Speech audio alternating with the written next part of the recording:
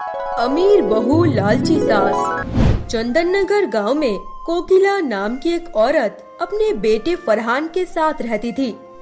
कोकिला बहुत ही लालची किस्म की औरत थी। कोकिला को पैसे के अलावा और कुछ भी नहीं सूझता था। एक दिन कोकिला अपने बेटे फरहान से कहती है, बेटा, मैंने तुम्हें पढ़ा लिखा कर इतना बड़ा आदमी बनाया है। अब मेरी भी ख्वाहिश है कि मैं तुम्हारी शादी किसी बड़े घराने में करूं। माँ, आपको तो हर बार मेरी शादी की ही पड़ी रहती है। पहले अच्छे घराने की लड़की तो ढूंढ लो। बेटा, तुम सिर्फ अपने काम पे ध्यान दो। तुम्हारे लिए बड़े घराने की बेटी ढूंढने की जिम्मेदारी मेरी है। कोकिला अपने बेटे फरहान की शादी के लिए बड़े घराने का रिश्ता ढूंढने लग जाती है। तभी एक दिन फरहान के लिए सेठ मदन लाल की बेटी काजल का रिश्ता आता है। अरे वाह, सेठ मदन लाल की बेटी काजल! मेरे बेटे फरहान की तो किस्मत चमकने वाली है। मुझे अब उनसे दहेज स्वरूप कुछ भी मांगने की जरूरत ही नहीं है। सेठ मदन लाल की जितनी भी जायदाद है सब मेरे बेटे की ही तो होने वाली है। कोकिला अपने आप में बहुत खुश हो जाती है और सेठ मदन लाल की बेटी काजल को देखने के लिए उसके घर पर जाती है। तभी काजल के पिताजी कोकिला से कहने लगते हैं, बहन जी, शादी की बात तय होने से पहले अगर दहेज की बात हो जाती तो बहुत अच्छा होता। मेरी इकलौती बेटी है, मैं इसके शादी में किसी भी चीज की कोई कमी नहीं रखूंगा। अरे भाई साहब, आप ये क्या कह रहे हैं?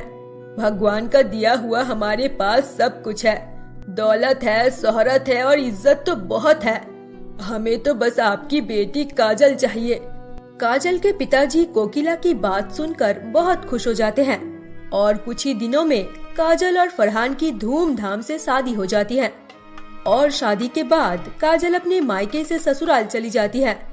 इधर कोकिला काजल को बिना दहेज के देखकर बहुत गुस्से में आ जाती है और गुस्से में आकर काजल से कहने लगती है, बहू, सुना था तुम्हारे पिताजी शहर के जाने माने सेठ है, पर तुम्हें ऐसे भिखमंगों की तरह खाली हाथ ससुराल भेज देंगे, मैंने ये नहीं सोचा था। माँ जी, आप मेरे पिताजी के बारे में ये क्या कह रही हैं? मेरे पिताजी ने आपको दहेज के बारे में बताया तो था, पर आपने ही दहेज लेने से मना कर दिया। बहू, अगर तुम्हारे पिताजी हमारे मांगने पर दहेज देंगे तो ठीक है। अभी फोन करो तुम्हारे पिताजी को और कहो 10 लाख भिजवा दे। माँ जी, क्या आप नहीं जानती, हमारे कारोबार में बहुत बड़ा नुकसान हो गया है। मेरी शादी की तैयारी भी मेरे पिताजी ने घर गिरवी रख कर की है। अरे मैया रे, ये मेरे हाथों से कितना बड़ा अनर्थ हो गया रे। मैंने अपने इकलौते बेटे की शादी एक भिखमंगी से करवा दी। कोकिला ये कहकर अपने आप को कोसने लगती है। तभी उसी समय कोकिला का बेटा फरहान आकर अपनी माँ से कहने लगता है, अरे माँ, अब रोने से क्या फायदा? मेरी शादी तो हो चुकी। अब जो है उसी में ही तुम खुश रहने की कोशिश करो। फरहान अपनी माँ से ये कहकर वहाँ से अपने कमरे में चला जाता है। इधर काजल जैसे ही अपने कमरे में जाती है, कोकिला काजल के पीछे पीछे उसके कमरे के अंदर जाकर कहती है, क्यों बहू, सोने की तैयारी कर रही हो? हाँ माँ जी, आज बहुत थक गई हूँ। क्या आपको मुझसे कोई काम था? देखो बहू, ये पलंग तुम्हारे दहेज में नहीं आया है जो तुम यहाँ पर आराम से सोने की तैयारी करोगी। जब तक तुम्हारा बाप तुम्हारे लिए पलंग नहीं भेजता, तुम जमीन पर ही सोओगी। और अगर मुझसे ज्यादा चालाकी करने की कोशिश करोगी तो तुम्हें घर से निकालकर बाहर फेंक दूंगी। कोकिला काजल को खरी खोटी सुनाकर अपने कमरे में चली जाती है और कमरे में आकर आराम से सो जाती है। दूसरे दिन सुबह होते ही काजल किचन में जाकर सबके लिए अच्छे अच्छे पकवान बनाती है। फरहान और अपनी सासू माँ को खिलाने के बाद काजल जैसे ही खाना लेकर खाने बैठती है, कोकिला वहाँ पर आकर काजल से कहती है, क्यों रे बहू, तेरे बाप ने क्या यहाँ पे होटल खोल के रखा है जो तू इतना सारा खाना लेकर भुक्कड़ की तरह खाने बैठी है? माँ जी, आप हर बात पर मेरे पिताजी को क्यों दोष देती हैं? आपकी परेशानी मुझसे है, इसलिए आपको जो कहना है वो मुझे कहिए। क्यों रे कलमुही, 2 दिनों में तो तेरी जबान कैंची की तरह चल रही है।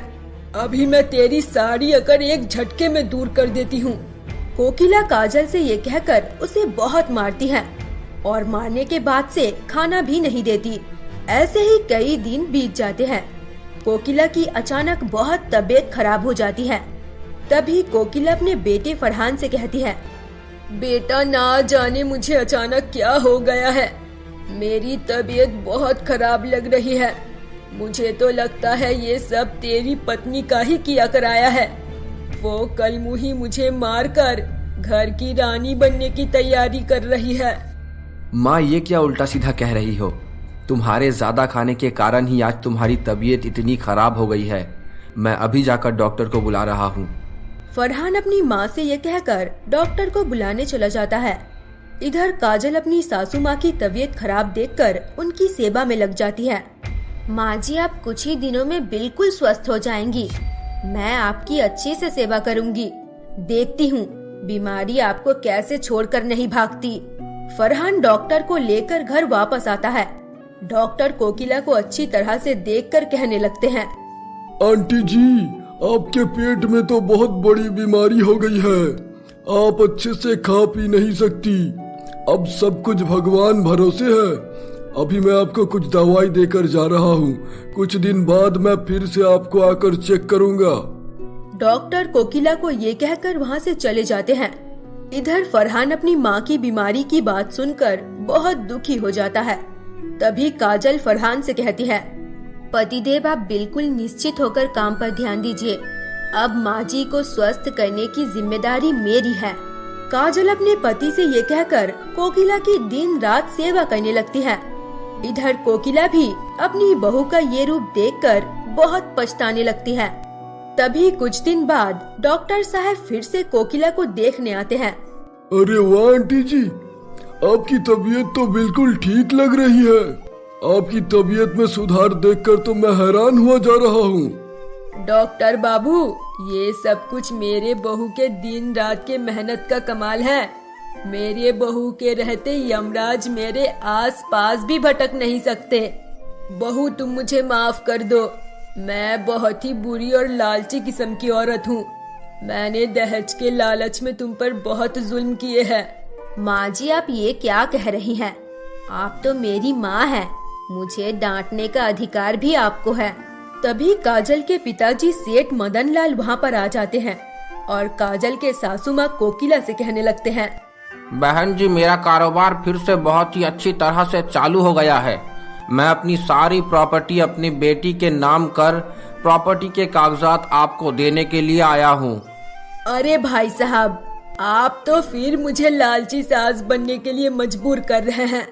मैंने पहले भी आपसे कहा था और आज भी कहती हूँ, मुझे मेरी प्यारी बहू के अलावा और कुछ भी नहीं चाहिए। कोकिला काजल के पिताजी को ये कहकर वापस भेज देती है। उसके बाद से कोकिला कभी भी काजल को दहेज और किसी भी पैसे के लिए ताना नहीं मारती थी और सब कामों में कोकिला काजल की माँ बनकर उसकी मदद करती थी।